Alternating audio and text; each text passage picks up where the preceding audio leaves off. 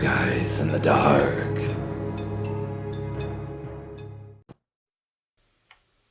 I remember one of my first nights on patrol as a brand new rookie military police officer. I was a lowly E2, basically a one-stripe private, and riding with a PFC, which was a private first class. He drove us down to a rather desolate part of the base, then told me that we were going to check out the elementary school located there. This was in the early 80s, and as he drove, he told me a story about the school and how it was generally believed to be haunted.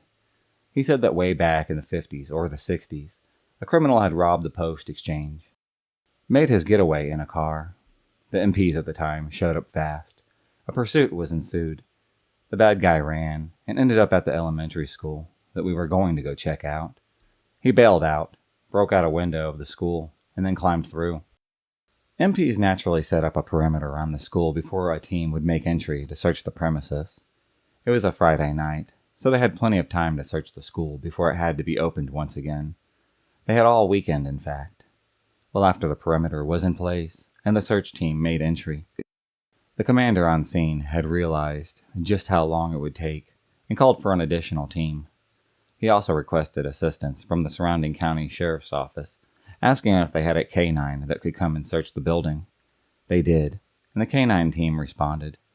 When the team had arrived, all military personnel had evacuated the building, adding to the security of the perimeter, and leaving only the K-9 team, the dog and his handler, in the building. And the bad guy, of course, after almost an hour of searching. The K-9 team had declared the building empty.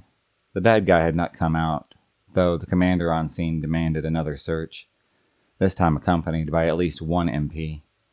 The K-9 team complied. Another search had began. Another hour later, they all came out. The building was empty. The only place they hadn't searched was the boiler room, but it was locked from the outside. So if the guy was in there, he couldn't get out. No one on scene had a key to it, and the K-9 dog had not indicated that the bad guy would be in there. The only way out of the boiler room was the furnace chimney, and if he had climbed out that way, he'd have to fall several stories from the top to reach the ground outside. No one could figure out where the bad guy had gone, but the building was considered empty, secured properly, and the scene was cleared. The guy's car was impounded, and the money from the PX robbery was recovered inside of it. A year later, on that date, all of the power for the school had gone out with no explanation. It stayed out for 2 hours, and then came back on. A year after that, someone saw all the lights come on in the school. Every light outside, and outside of the school, even though it was late at night, and no one happened to be in the school. The lights stayed on for 2 hours, and then went back out. These power fluctuations were observed every year on the same date in one variation or another, and attributed to the ghost of the bad guy who everyone had assumed had somehow locked himself inside of that boiler room, and then died trying to escape outside the furnace chimney. As the PFC finished telling the story, we came around the curve, and the school came into view. It was well after dark. There was no cars in the parking lot. As we approached, the entire school had lit up, all of it. Without pause, the PFC turned the patrol car around and drove away, swearing under his breath. Being just a private at the time, and still in training to work the road, I really wasn't about to question his actions. It was pretty odd, though, to see the entire school just light up like that. I had gotten a report of a missing husband. He told his wife and family of 6 children that he was going to get his tires changed, but he had never returned. And this was just 12 hours ago. They had purchased another house in a neighboring community, and the relationship with the wife was under pressure, so the wife assumed he was just staying at the other house, and claimed that he would never kill himself.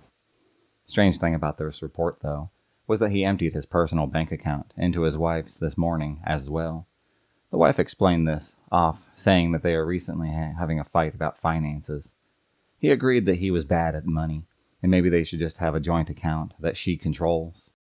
On a hunch, I had asked his 14-year-old boy if there were any areas in the mountains nearby that his father enjoyed going to. His son had identified a road about 10 miles away. It was nearing midnight, but I decided to drive to the top of this old and abandoned Forest Service road anyways.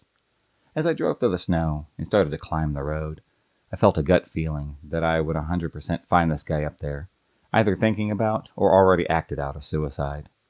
The snow-laid gravel road had some sign of travel, but no real indication of how fresh the vehicle tracks could be.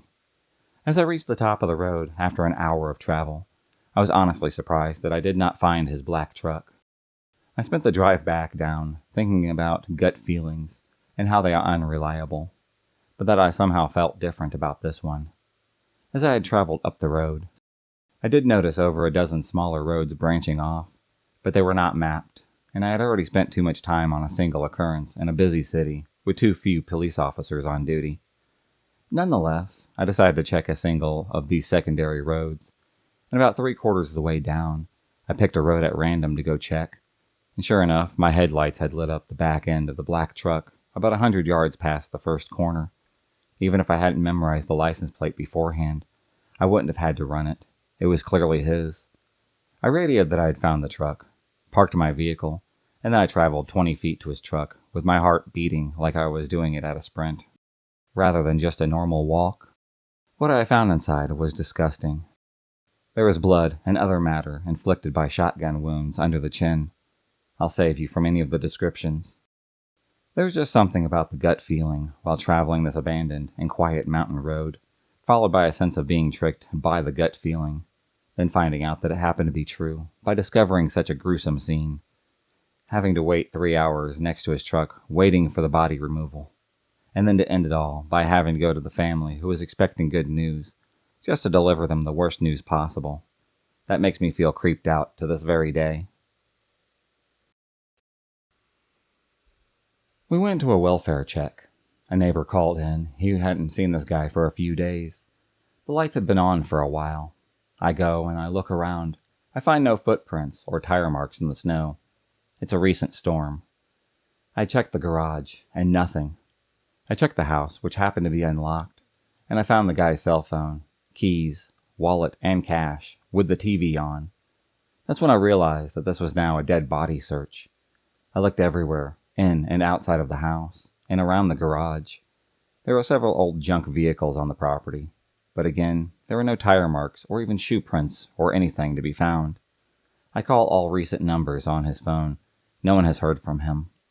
Only so much I can do is issue a BOL and start getting NCIC paperwork ready. The very next day, the day shift officer goes over to a follow-up. Turns out the guy was plowing his driveway and either had a medical condition or something else. He had passed out or died on the spot and crashed the truck into the other junk cars, which then caught on fire, which led only to leaving a pile of bones in the front seat covered in snow. I felt like shit for not finding him that night, but it was really creepy knowing his remains were just inches away from where I was searching.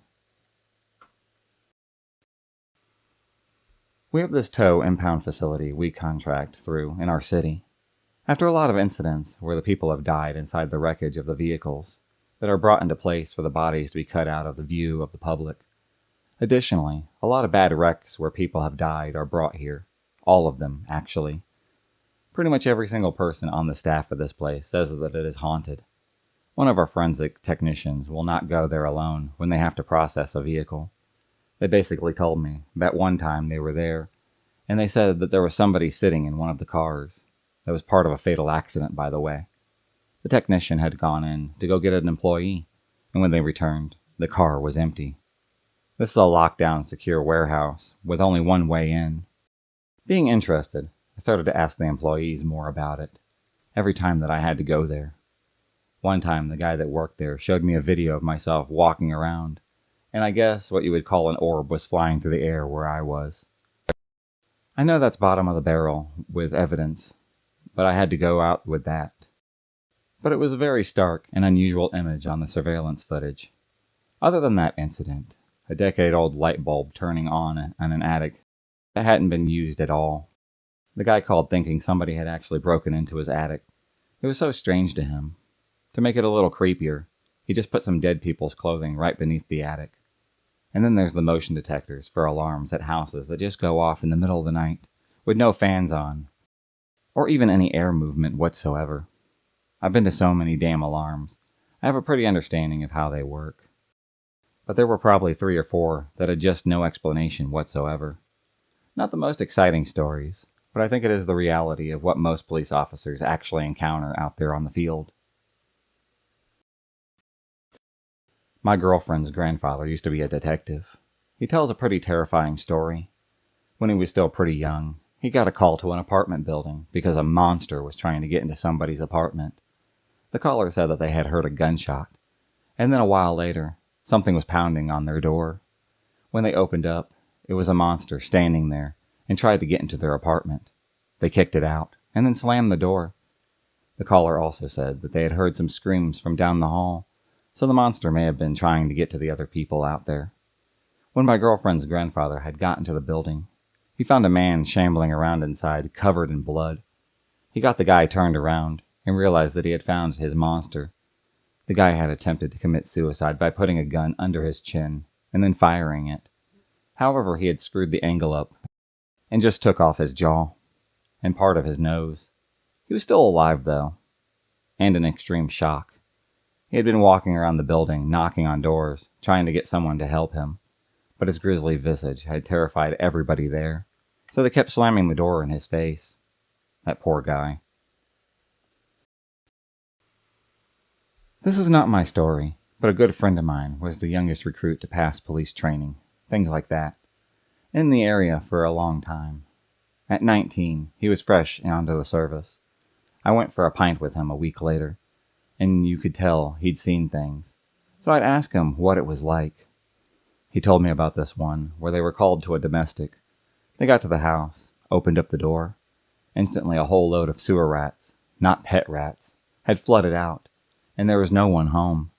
The lights were on, the TV was on, but it was quiet, and the loud voices they heard arguing were just gone. The only life that there was the rats that had ran out of the house.